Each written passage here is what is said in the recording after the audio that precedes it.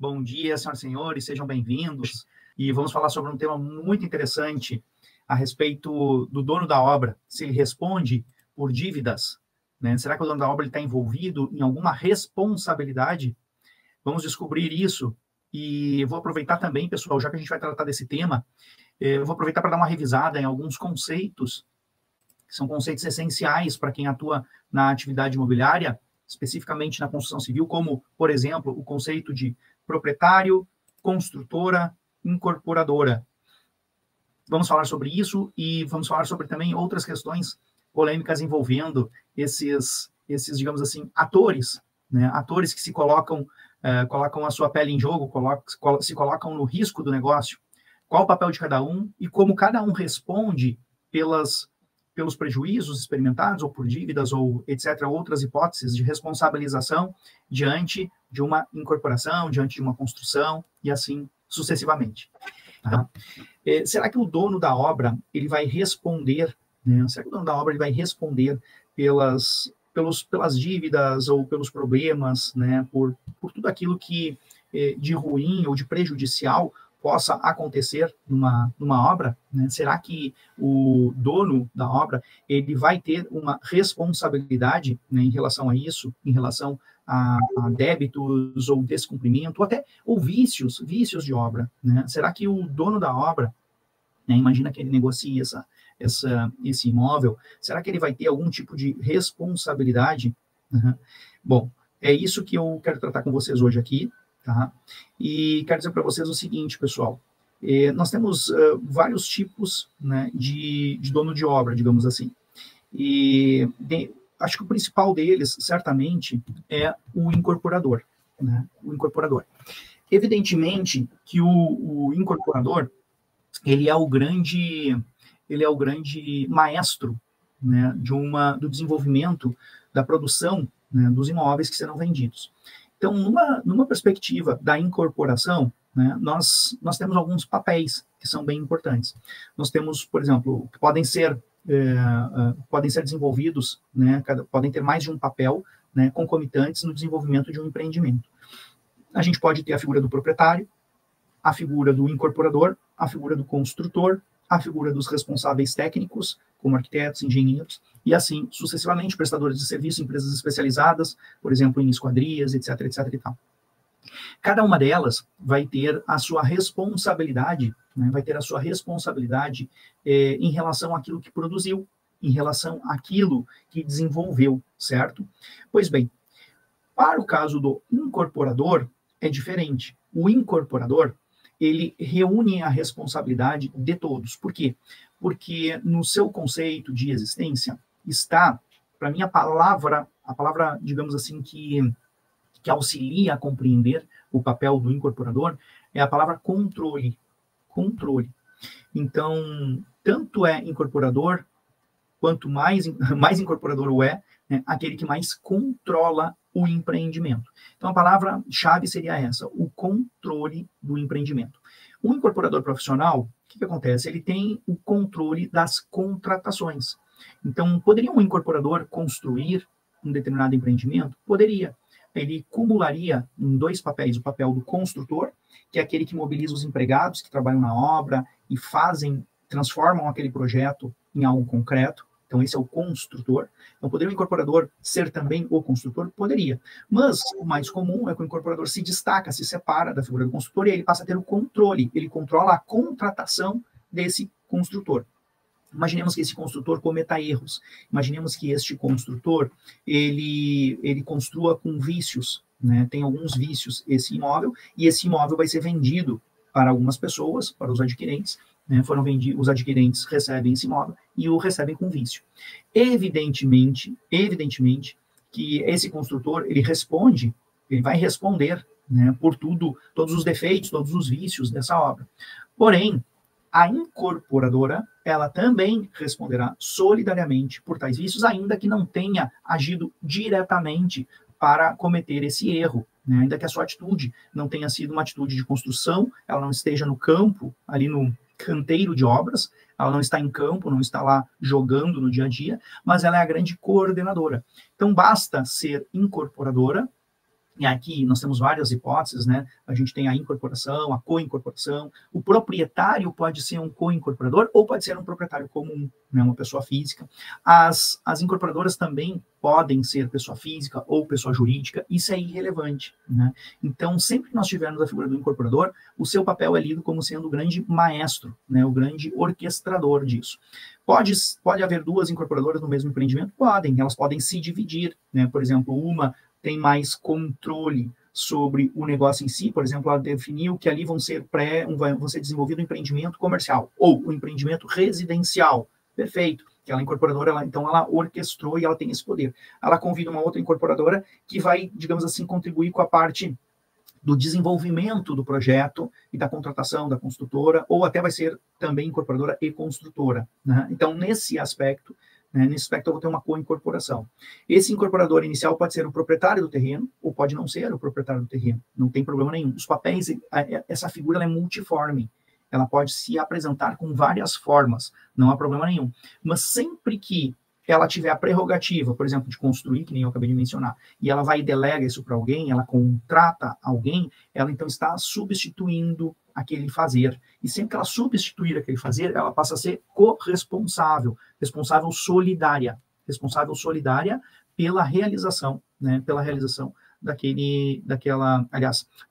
correta realização daquela construção, daquela obra. E se os vícios aparecem, é claro que a incorporadora sendo responsável solidária, ela pode ser demandada e tem o direito, evidentemente, de denunciar a lide aquele que ela contratou. Então, pode trazer para junto de si, olha, se há defeito e se eu for condenada, que seja condenado junto comigo também, né, a construtora que fez, ou a empresa de esquadria, ou a empresa de pintura, sabe-se lá, né, quem ela contratou e depositou sua confiança. Mas, sim, ela responde diretamente por todos os problemas advindos disso. Aí, pessoal, nós temos um outro ponto que eu queria compartilhar com vocês, que é bastante polêmico, né, e que teve algumas mudanças recentes. Nessa parte inicial, que eu mencionei para vocês, da responsabilidade solidária, eu trouxe um acórdão do STJ muito legal, tá, que apresenta os conceitos, os dispositivos, eu vou mencionar para vocês logo em seguida, mas eu também, né, queria comentar com vocês o seguinte, que o dono de obra, ou seja, não o incorporador, o dono de uma obra, né, então uma coisa mais comum quando se contrata um empreiteiro, né, para fazer uma empreitada de uma casa, né, ou alguma coisa desse tipo, o dono da obra, né, via de regra, esta figura, ela não é como uma incorporadora. Por quê? Porque ele pode selecionar as pessoas, construtora, né, que vai construir para ele contratou o arquiteto que fez um projeto e ele procura uma construtora para construir aquela obra. Então, ele pode realmente, ele na figura de simples dono da obra, às vezes como destinatário até final, né, desse empreendimento, ou seja, pode ser uma casa, né, ou uma casa para a moradia dele, esta figura do dono da obra é diferente. O dono da obra, embora controle as contratações, ele não tem um controle técnico, ele não tem a compreensão, né, desse empreendimento, ele não está colocando a sua pele em jogo, digamos assim.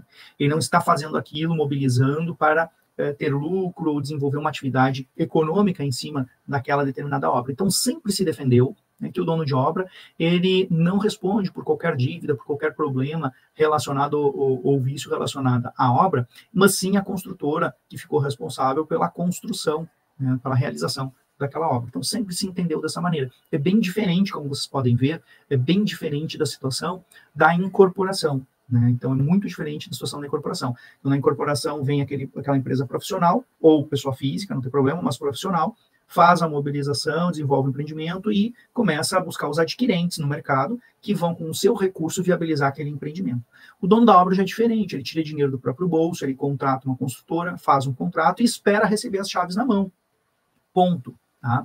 Pois bem, este dono de obra sempre esteve bem protegido, inclusive no ambiente mais difícil, no ambiente, digamos assim, mais temido por todos, aqueles que um dia temem virar devedores, que é o ambiente da Justiça do Trabalho. A Justiça do Trabalho é a justiça mais eficiente na cobrança, né, de créditos, e ela é a mais dura também em relação às normas, né, previstas nas relações que são destinadas às relações de emprego. Então, é uma justiça muito rigorosa, né, ela é muito rigorosa, e ela tem o papel, que ela mesma diz, não é uma crítica que eu estou fazendo, né, que é o papel de proteção, de tutela né, do empregado. Então, é uma justiça que já tem um viés, ela já tem uma posição, que é proteger o empregado. Né? Evidentemente que não pode dar coisas que não estão na lei ao empregado, mas ela faz toda a leitura do processo, inclusive, tanto na parte de direito material quanto na parte de direito processual, sempre, né, voltada até a distribuição do ônus da prova, mais voltada para a proteção do empregado. Então, ela é a mais, digamos assim, temida para todo aquele que coloca algum risco, né, em alguma empreitada. Seja esse dono de obra, como eu acabei de mencionar, seja um incorporador que é um profissional. Ambos temem isso. Pois bem, o dono de obra ele sempre esteve protegido, pessoal. Né? Existia uma orientação jurisprudencial, né, que ela é numerada, digamos assim, pela Tribunal do Trabalho, pelo Tribunal Superior do Trabalho. Ela é numerada pelo, se não me engano, é o número 191, tá? Então, uma orientação jurisprudencial é a 191, super clássica, digamos assim, né? Que sempre, então, explicou, né? Ela sempre, digamos que deixou claro que o dono de obra não responderia, por exemplo, por dívidas trabalhistas. Isto sempre foi assim, por cerca, ela se eu não me engano, ela é do ano 2000, né? Então, cerca de 17 anos, essa orientação jurisprudencial ela foi respeitada e tranquilamente aplicada no mercado como um todo. Até que em 2017, se eu não me engano, vindo do Tribunal de Minas Gerais, houve uma proposta de mudança nessa orientação que deu uma movimentada forte no mercado, dizendo o seguinte, que o dono de obra ele continua não respondendo pelas dívidas, né, de uma construtora, por exemplo, desde que ele tenha contratado uma construtora idônea. Então, olha só, foi feita uma ressalva, olha a importância disso, foi feita uma ressalva expressa, né, desde que tenha sido contratado uma consultora idônea.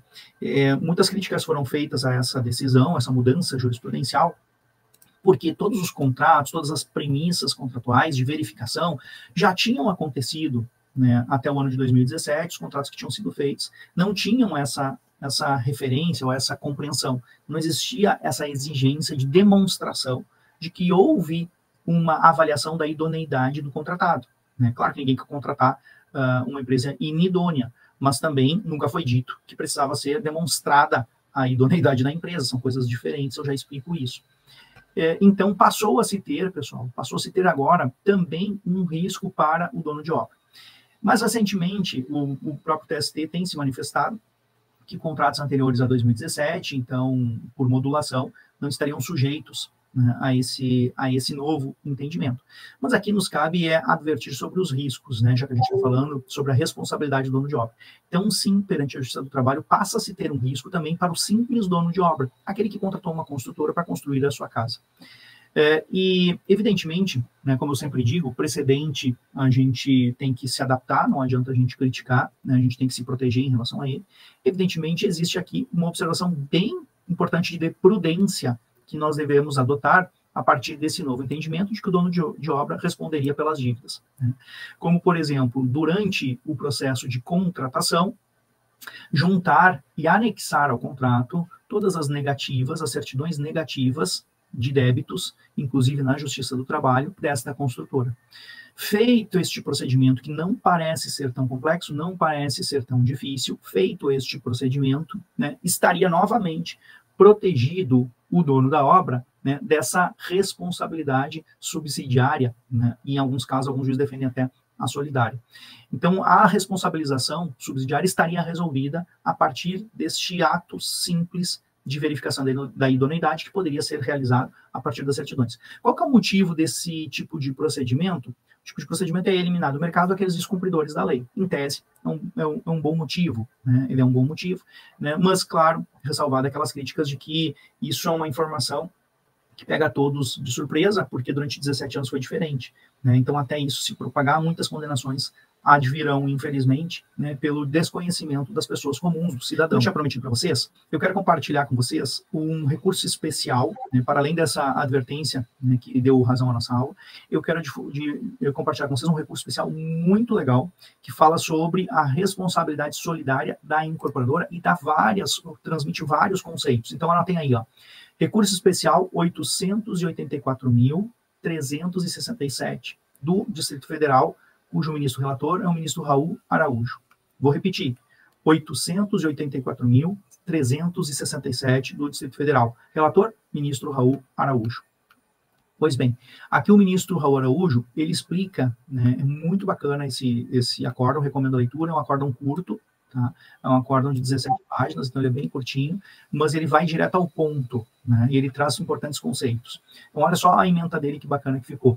O incorporador como impulsionador do empreendimento imobiliário em condomínio atrai para si a responsabilidade pelos danos que possam resultar da inexecução ou da má execução do contrato de incorporação, incluindo-se aí os danos advindos de construção defeituosa. Então, ele já arranca dando a real. Aí ele fala que isso está de acordo com o artigo 31 da Lei das Incorporações, né, que estabelece que a iniciativa e a responsabilidade das incorporações imobiliárias caberão ao incorporador. Tá? Acerca do envolvimento da responsabilidade do incorporador pela construção, dispõe que nenhuma incorporação poderá ser proposta à venda sem a indicação expressa do incorporador, devendo também seu nome permanecer indicado ostensivamente no local da construção, acrescentando ainda que toda e qualquer incorporação, independente da forma por que seja construída, terá um ou mais incorporadores solidariamente responsáveis. Isso está lá nos parágrafos 2º e 3º do artigo 31. Então, olha só, pessoal, a importância do marketing da obra, né? Então, a gente passa na frente das obras e é muito comum que esteja lá na frente, né, da obra a plaquinha incorporadora A, incorporadora B, e vão assinados, o empreendimento vai assinado, como se estivesse sendo assinado, só que pelas placas de publicidade, pelas placas de divulgação. Então, isso aí não é só para fazer o merchandise da obra, isso também é uma obrigação de responsabilização. Então, olha o cuidado que as empresas têm que ter, gente. Colocou sua marca na porta do negócio, nos materiais de divulgação, você está assinando a corresponsabilização. E veja que a lei admite essa pluralidade de funções, né? Essa pluralidade de funções, inclusive a possibilidade de ter mais de uma incorporação, uma incorporadora envolvida no mesmo empreendimento. E aí, tanto faz se uma lidera uma atividade, ou outra lidera outra atividade, ou uma estava por trás, nos bastidores, e outra estava na frente, ostensivamente, isso é irrelevante. O que importa para a lei é que ostensivamente todos saibam, aqueles que estão ali envolvidos, porque todos são corresponsáveis por essa obra. Olha aqui que acórdão importante. Portanto, segue o acórdão, é o incorporador o principal garantidor do empreendimento no seu todo, solidariamente responsável com outros envolvidos nas diversas etapas da incorporação. Essa solidariedade decorre tanto da natureza da relação jurídica estabelecida entre o incorporador e o adquirente da unidade autônoma, quanto de previsão legal, já que a solidariedade não pode ser presumida. Então, está lá, né, ele indica quais os dispositivos de lei que confortam essa responsabilidade solidária. No Código Civil, o artigo 942 caput, no Código de Defesa do Consumidor, o artigo 25, parágrafo 1º, e na Lei das Incorporações, os artigos 31 e 43. Então, tem disposição de sobra aqui, né? E aí ele conclui aqui a ementa dele dizendo o seguinte: mesmo quando o incorporador não é o executor direto da construção do empreendimento imobiliário, mas contrata construtor, fica juntamente com este responsável pela solidez e segurança da edificação, nos termos do famoso artigo 618, que é aquele dos 5 anos. Então, trata-se de uma obrigação de garantia assumida solidariamente com o construtor. Então, pessoal, aqui fica evidenciada, né, o papel de liderança do incorporador. Tá? Fica evidenciado também que a lei parte da premissa de que o incorporador ele é o controlador, ele controla o desenvolvimento desse negócio. E fica também bem evidente aqui nos argumentos trazidos, em doutrina, em lei, né, que o papel desse incorporador, ele pode, o papel de responsabilidade, aliás, ele pode variar, né, de acordo com cada tipo de negócio a ser examinado. Então, não há uma regra fechada, tá? Aqui, durante o acórdão, por exemplo, ele citando a obra do Eli Lopes Meireles, ele diz o seguinte, ó: há casos em que o incorporador é o próprio proprietário do terreno destinado ao empreendimento e até mesmo pratica a atividade de corretagem. Olha só, entenderam? Então, ele tem vários possíveis papéis. Em outras hipóteses, o incorporador, além da atividade típica de incorporação, assume responsabilidade pela execução direta da obra. É o caso do incorporador construtor, como esclarece Eli Lopes. Na verdade, a figura do incorporador apresenta-se multiforme, ora mediando o negócio, ora financiando o empreendimento, ora construindo o edifício, ora adquirindo apartamentos para revenda futura, mas em todas as modalidades, a sua constante é ser um elemento propulsor do condomínio. Então está lá na obra Direito de Construir. Sensacional, né, pessoal? Penso que com essa conceituação, fica bastante claro para todos, né, que a aquisição, né, aquisição em planta ou de uma incorporadora de um determinado imóvel, ela tem bastante respaldo na legislação, principalmente no que diz respeito à responsabilidade. Tem um dispositivo também, não me lembro se foi citado aqui, né, que também traz de forma expressa, eu acho que sim, da responsabilidade pessoal dos incorporadores, civilmente pela execução da incorporação, devendo indenizar os adquirentes ou compromissários os prejuízos que este advierem do fato de não concluir edificação ou de retardar injustificadamente a conclusão das obras, cabendo-lhe ação regressiva contra o construtor, se for o inciso 2, que fala falência incorporador, pessoa física ou jurídica, e não ser possível a maioria prosseguir a construção das edificações, os subscritores ou candidatos à aquisição de unidades serão credores privilegiados pela quantia que houver em pago ao incorporador, respondendo subsidiariamente os bens pessoais deste. Tá? E isso é bem interessante, principalmente no patrimônio de afetação, tá? Que a gente tem... Lei das incorporações, Jane, isso mesmo. No patrimônio de afetação, a gente normalmente abre uma SPE, então fica uma empresa principal, né? Temos ali uma incorporadora principal, que é o grupo, e temos várias SPEs vinculadas a diversas incorporações.